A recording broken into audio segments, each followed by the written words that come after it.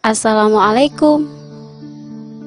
Teman-teman, tahu tidak mengapa kita diciptakan oleh Allah? Tujuan Allah menciptakan makhluknya adalah untuk beribadah kepadanya.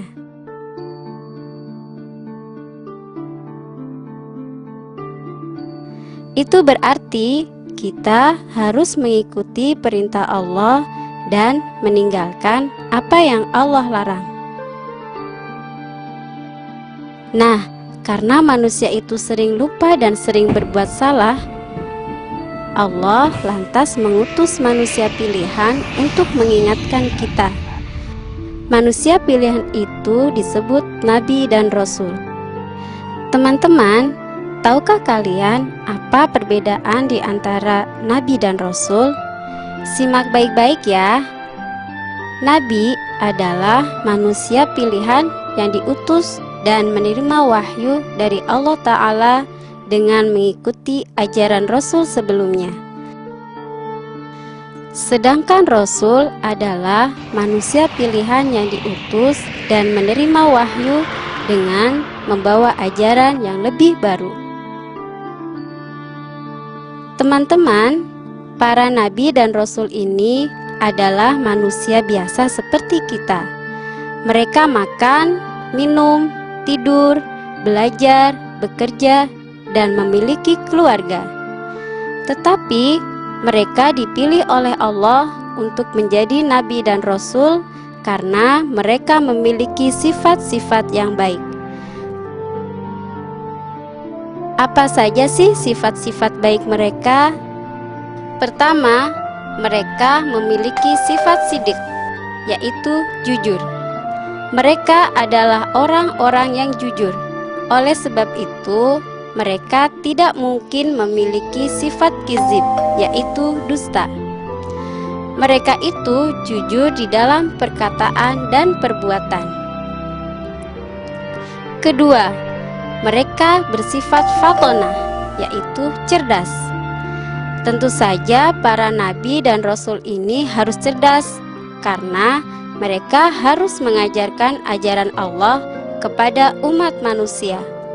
Oleh sebab itu, mereka tidak mungkin memiliki sifat biladoh, yaitu bodoh. Sifat yang ketiga adalah amanah, dapat dipercaya. Nabi dan Rasul adalah manusia yang selalu memegang amanah.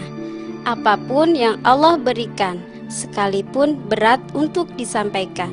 Walaupun nyawa menjadi taruhannya, mereka akan tetap memegang amanah itu. Amanah yang diberikan kepada para nabi dan rasul adalah risalah dan syariat Allah Ta'ala. Maka mustahil para nabi dan rasul berkhianat atas amanah yang Allah berikan kepadanya. Berkhianat maksudnya mengingkari yang telah Allah titipkan kepada mereka. Sifat terakhir yang dimiliki oleh para nabi dan rasul adalah tabligh, yaitu menyampaikan. Para nabi dan rasul pasti menyampaikan apa yang telah Allah perintahkan kepada mereka. Ya, karena itulah tugas mereka. Oleh sebab itu, mustahil jika mereka memiliki sifat kitman, yaitu menyembunyikan. Teman-teman, Allah telah mengutus ratusan nabi dan rasul ke dunia ini. Sejak manusia pertama kali diciptakan sampai rasul terakhir diutus. Jumlah mereka ternyata banyak ya. Tetapi kita cukup mengenal 25 nabi dan rasul saja. Teman-teman mau mengenal 25 nabi dan rasul ini ya? Yuk kita dengar kisah-kisah mereka. Tapi kalau mau tahu kisah 25 nabi dan rasul yang lengkap, baca bukunya ya. Di sini aku cuma menceritakan kisah Nabi Adam, Nabi Idris, Nabi Nuh, Nabi Hud, Nabi Yunus, Nabi Isa, dan Nabi Muhammad Sallallahu Alaihi Wasallam.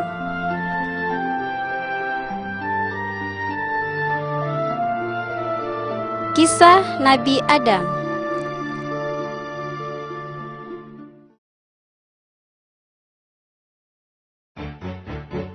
Teman-teman, Nabi Adam adalah nabi pertama yang Allah utus.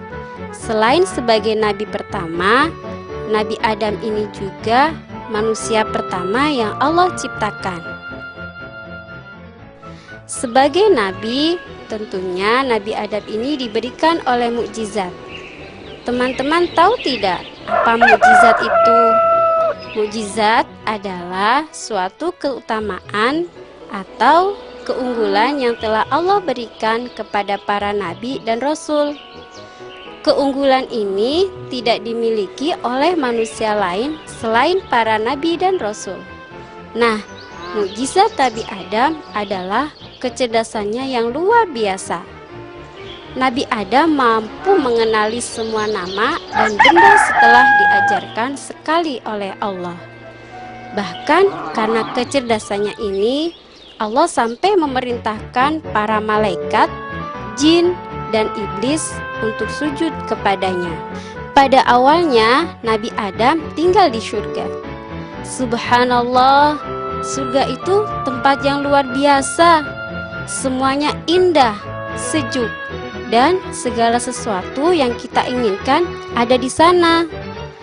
Nabi Adam tinggal di sana ditemani oleh perempuan yang pertama kali diciptakan Allah, yaitu Siti Hawa. Namun, karena mereka melanggar apa yang dilarang Allah, Allah menjadi murka. Allah marah dan menurunkan mereka ke dunia. Nabi Adam dan Siti Hawa berbuat dosa karena mengikuti godaan setan. Mereka memakan buah khuldi yang telah Allah larang untuk dimakan. Mereka pun mengakui kesalahan mereka. Mereka selalu berdoa dan bertobat sampai akhirnya Allah mengampuni kesalahan mereka. Nah, teman-teman, kita harus berhati-hati untuk tidak tergoda melakukan larangan Allah. Jangan lupa untuk selalu meminta perlindungan kepada Allah dari godaan setan yang selalu mengganggu. Jika kita telah berbuat salah, kita mohon kepada Allah. Yuk kita berdoa bersama-sama. Rabbana zalamna anfusana wa illam taghfir lana wa tarhamna lanakunanna minal khasirin. Ya Tuhan kami telah menganiaya diri kami sendiri, dan jika Engkau tidak mengampuni kami dan memberi rahmat kepada kami, niscaya kami termasuk orang-orang yang merugi.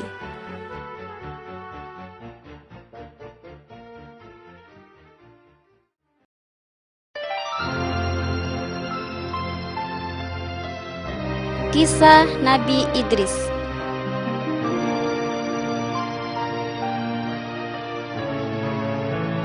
Teman-teman, Nabi Idris adalah putra Nabi Adam yang pertama kali diangkat menjadi nabi oleh Allah Subhanahu wa Ta'ala. Nabi Idris diberikan kepandaian yang luar biasa. Beliau pandai menjahit, ilmu alam, menulis, berhitung, dan lain sebagainya. Selain itu, Nabi Idris juga nabi yang penyabar, sehingga beliau tidak pernah menyerah menghadapi tantangan seberat apapun dalam berdakwah, juga tidak mudah putus asa. Nabi Idris memiliki beberapa mukjizat, yaitu: pertama, beliau hebat dalam menunggang kuda.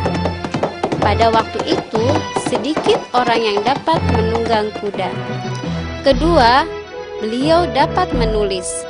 Padahal pada waktu itu tidak ada umatnya yang dapat menulis.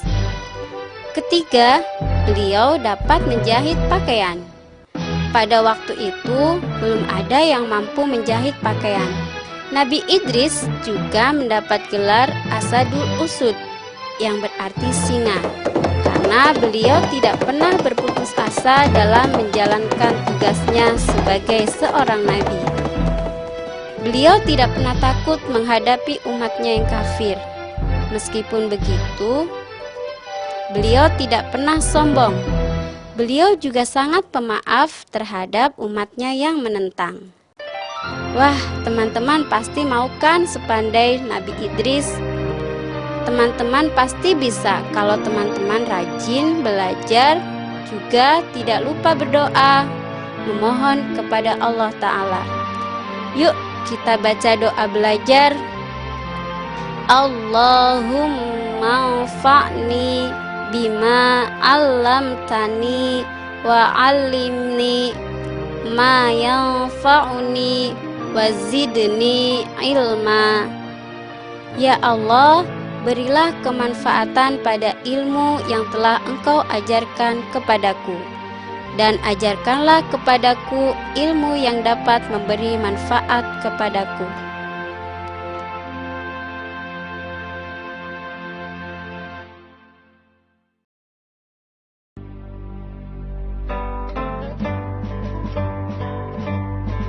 Kisah Nabi Nuh.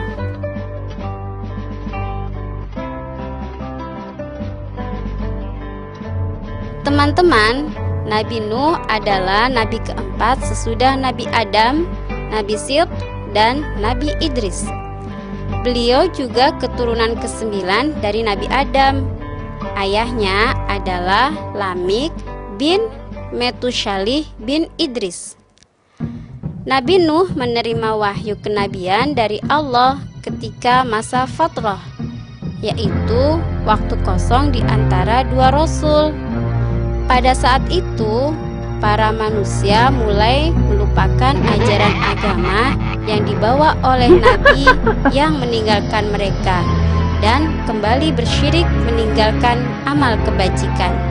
Mereka melakukan kemungkaran dan kemaksiatan di bawah pimpinan iblis. Walaupun Nabi Nuh telah berusaha sekuat tenaganya berdakwah, tetap hanya sedikit sekali dari kaumnya yang dapat menerima dakwahnya dan mengikuti ajakannya.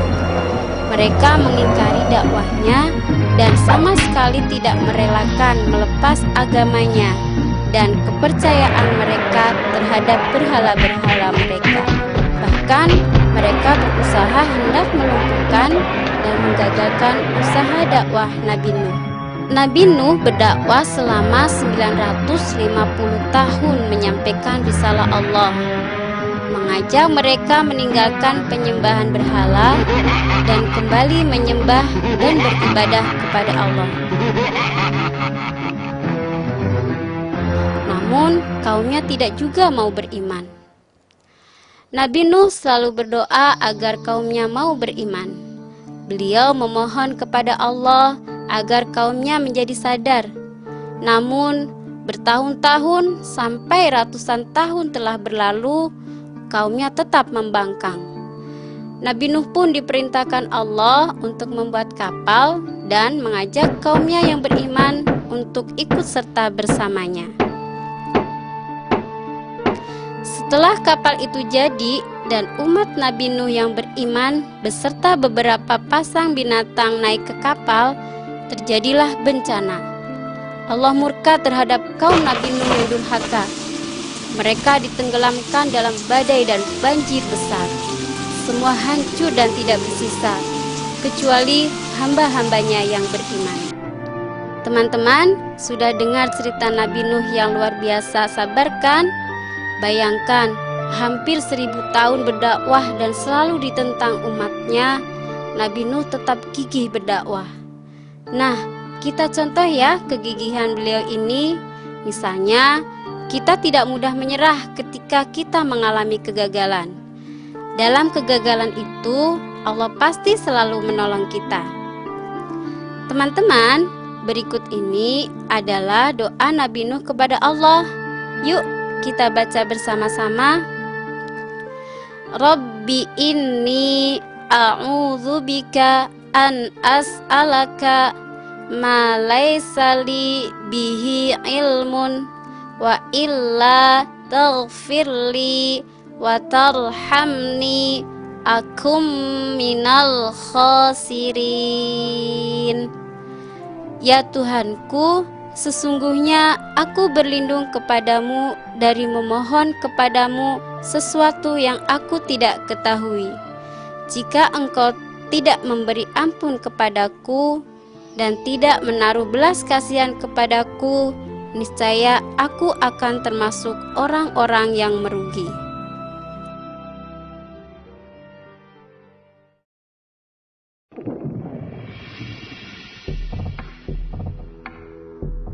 Kisah Nabi Hud.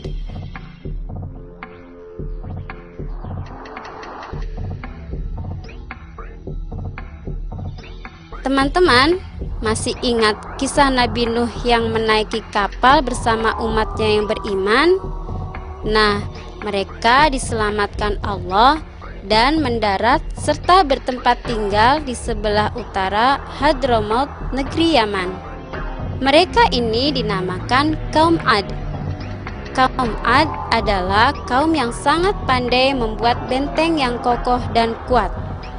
Namun, setelah ditinggal wafat oleh Nabi Nuh, mereka mulai durhaka dan tidak lagi menyembah Allah. Mereka membuat patung berhala para nenek moyang mereka yang selamat dari bencana besar pada masa Nabi Nuh. Kemudian patung-patung itu mereka puja dan sembah. Oleh sebab itu, Allah mengutus seorang nabi kepada mereka. Nabi itu adalah Nabi Hud.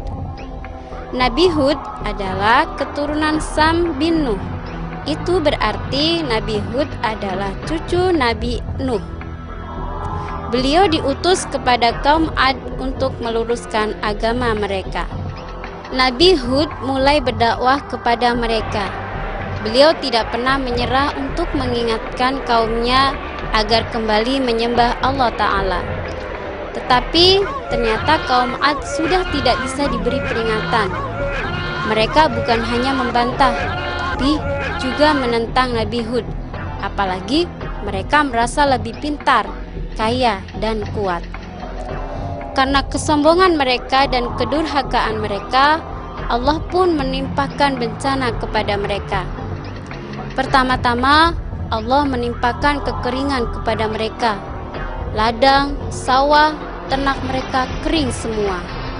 Mereka kekurangan air dan sumber makanan. Pada saat itu, Nabi Hud masih tetap mengajak mereka untuk beriman kepada Allah, sehingga Allah turunkan hujan. Tetapi mereka tetap ingkar. Mereka malah pergi ke berhala-berhala mereka meminta diturunkan hujan. Bencana yang Allah turunkan belum berhenti. Pada saat itu, awan mulai menghitam.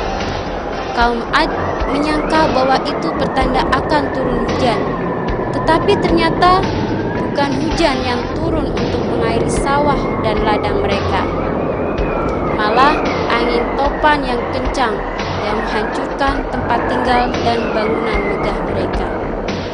Mereka pun binasa, kecuali Nabi Hud dan kaumnya yang beriman.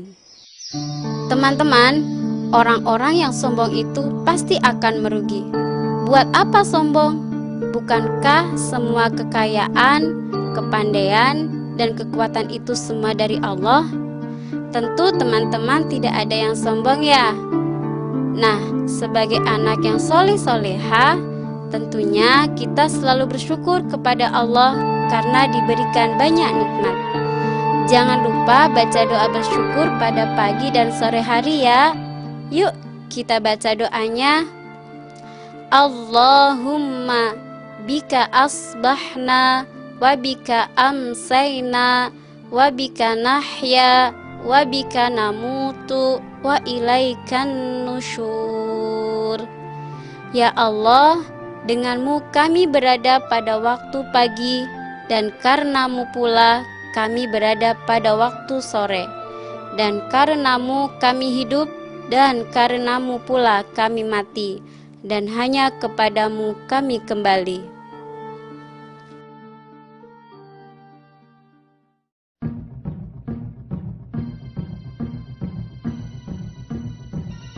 Kisah Nabi Yunus.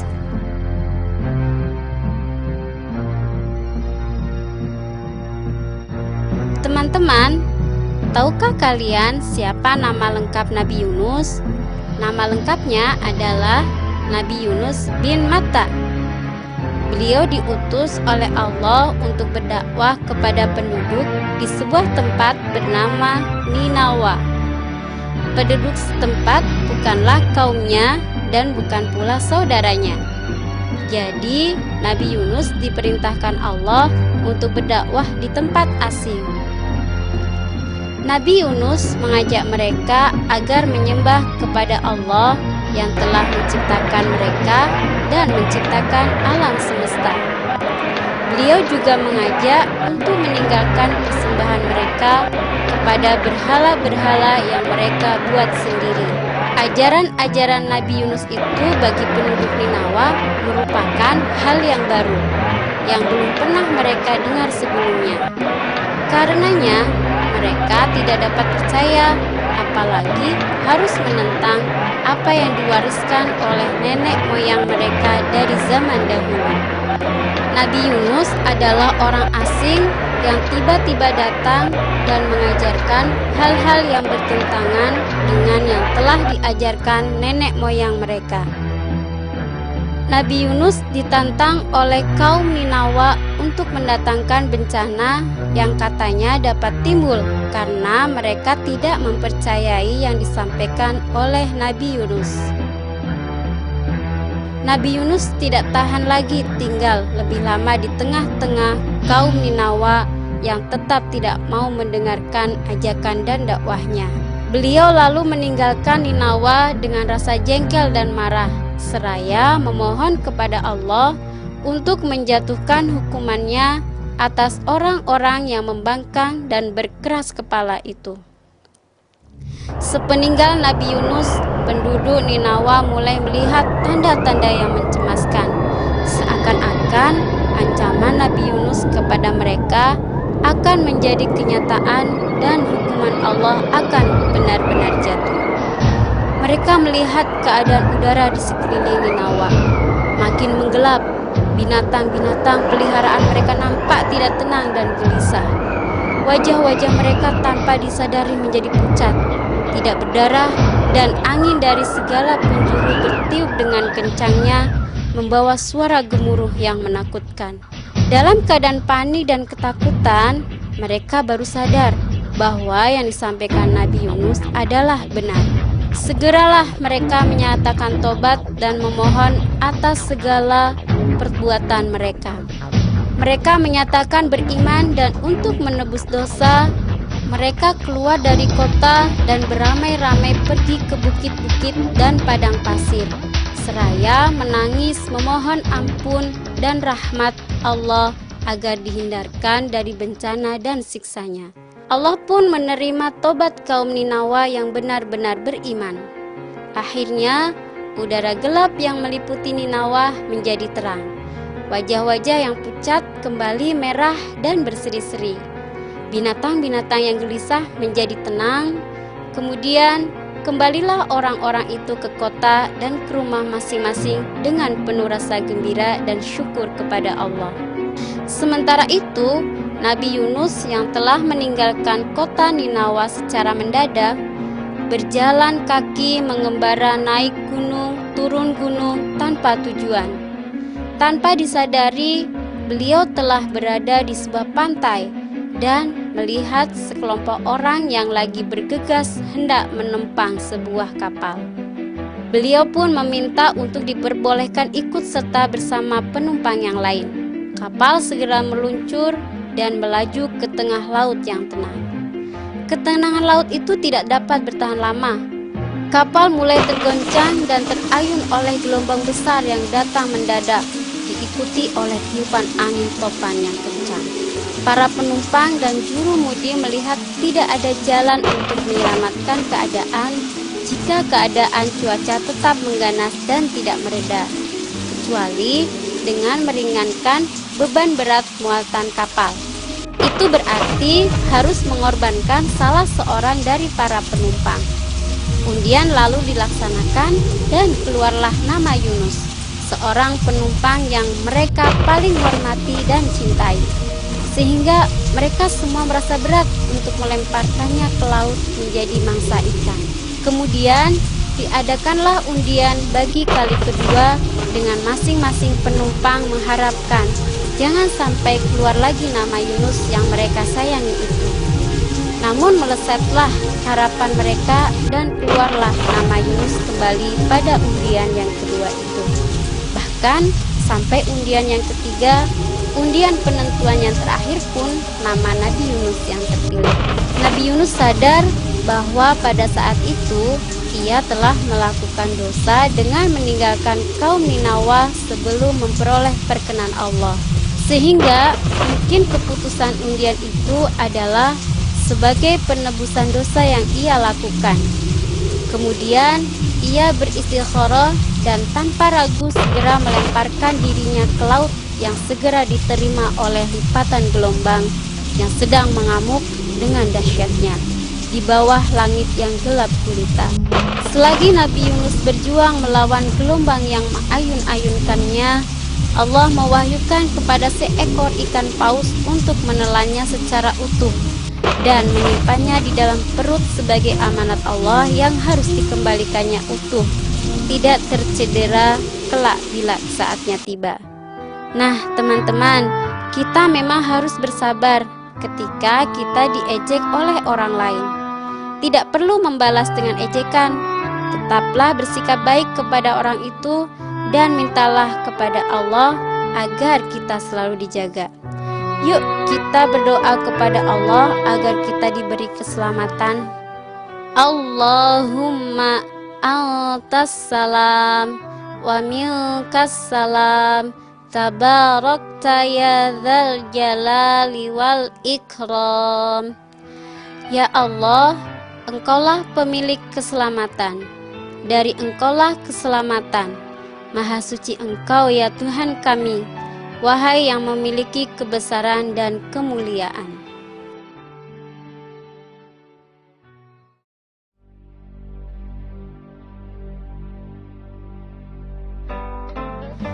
Kisah Nabi Isa.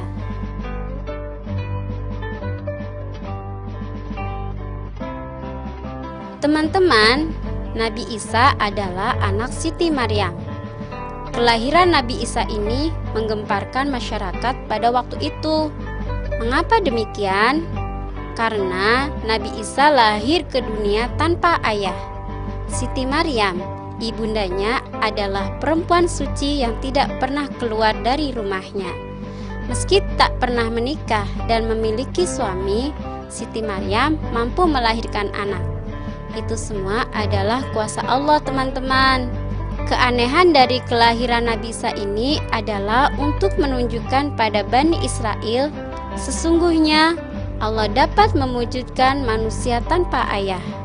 Selain itu, Allah menguji manusia apakah dengan kejadian itu bertambah percaya dan beriman atau sebaliknya.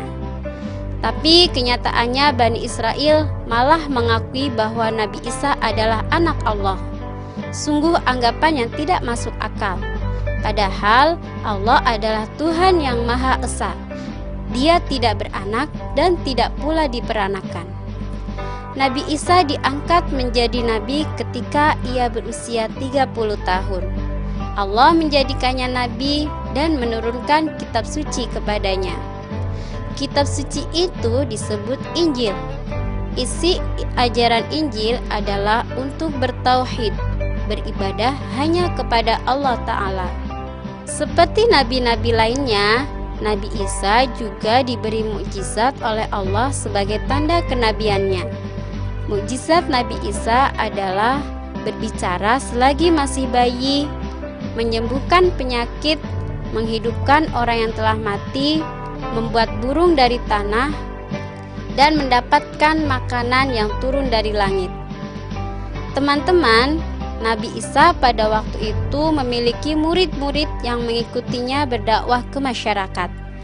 Tetapi ternyata ada seseorang yang tidak patuh kepada beliau. Murid ini mengikuti bisikan syaitan. Ia mengaku sebagai Nabi Isa dan merupakan anak Tuhan. Kemudian ia disalib oleh umat Nabi Isa sampai akhirnya meninggal. Sementara itu, Nabi Isa yang asli diselamatkan oleh Allah Ta'ala dan diangkat ke langit. Nah, teman-teman, selama kita belajar bersama para ibu dan bapak guru, jadilah murid yang baik, belajar yang tekun, dan patuhilah nasihat ibu dan bapak guru ya. Oh iya, setelah belajar, jangan lupa membaca doa agar ilmu yang kita pelajari bermanfaat dan tidak membuat kita sombong. Yuk kita baca bersama.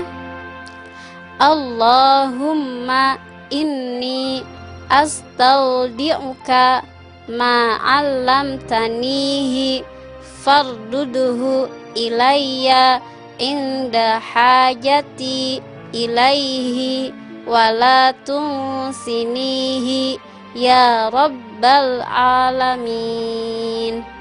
Ya Allah, sesungguhnya aku menitipkan kepadamu tentang apa yang telah Engkau ajarkan kepadaku.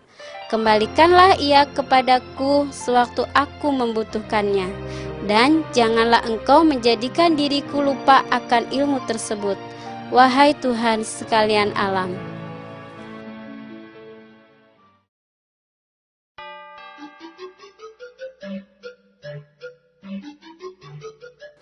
Kisah Nabi Muhammad.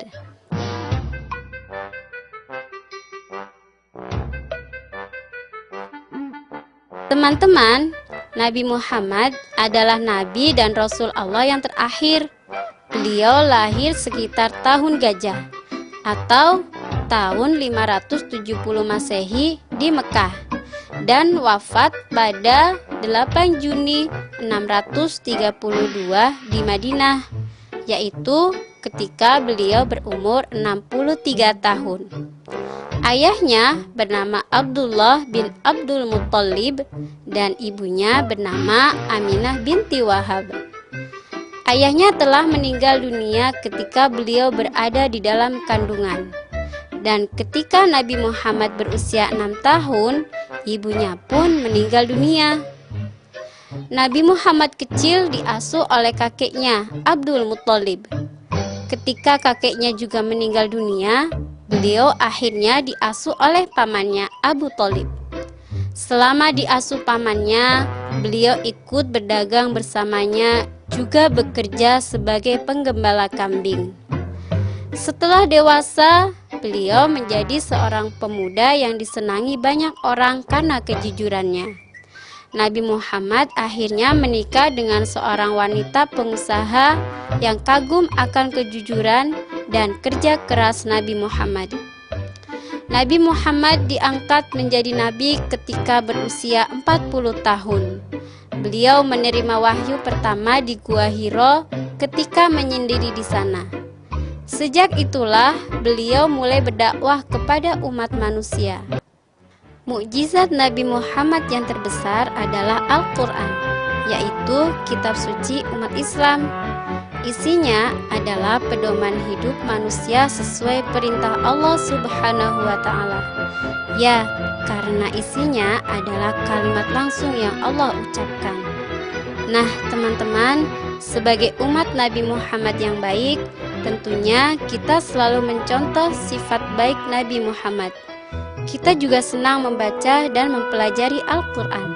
Sesudah membaca Al-Quran, jangan lupa membaca doa ini ya. Allahumma arhamni bil Qur'an waj'alhu li imama wa nuran wa hudaw wa rahmah. Allahumma dzakkirni minhu ma nasitu wa'allimni minhu ma jahiltu warzuqni tilawatahu ana al-laili wa atrafan nahari waj'alhu li hujjatan ya rabbal alamin. Ya Allah, rahmatilah aku dengan berkah Al-Quran. Jadikanlah ia pimpinan bagiku, cahaya, petunjuk, dan rahmat. Ya Allah, Ingatkanlah aku melalui Al-Quran apa yang aku lupa. Ajarkan kepadaku melaluinya apa yang aku tidak tahu. Berilah aku kefahaman dari membacanya pada waktu malam dan siang. Jadikanlah ia bagiku hujjah, wahai Tuhan semesta alam. Demikian kisah 25 para nabi dan rasul, teman-teman. Assalamualaikum.